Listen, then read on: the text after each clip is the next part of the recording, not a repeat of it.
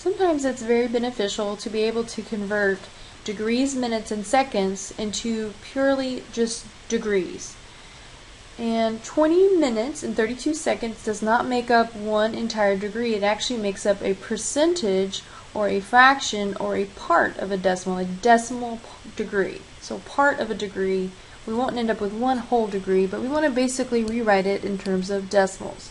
Decimal degrees, we want to write it to the nearest thousandth. Well, we're going to convert everything to degrees, so 105 degrees, well, that's already in degrees. So we don't have to worry about that. Plus, we want to know how much of 1 degree is 20 minutes. So we're going to write it as a fraction. We're going to divide it by 60 minutes. Basically, what we have here is 1/3. That's 1/3 of a degree.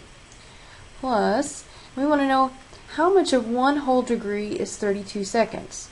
Well, that's 32 seconds out of 3,600 seconds that make up 1 degree.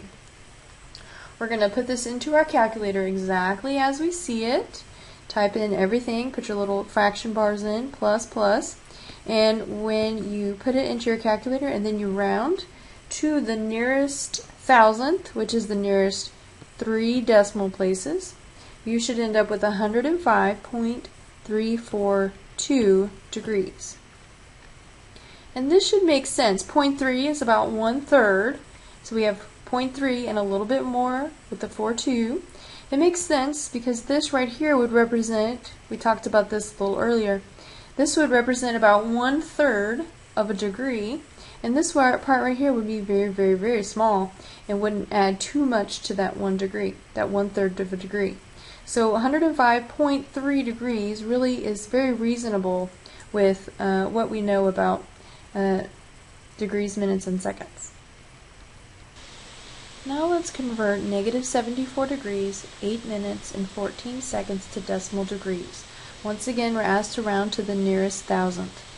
Here we have -74 degrees. We already know that we have 74 degrees. We want to add to that our 8 minutes, 8 out of 60, plus 14 seconds out of the total number of seconds in 1 degree. We put all of that into our calculator all at once.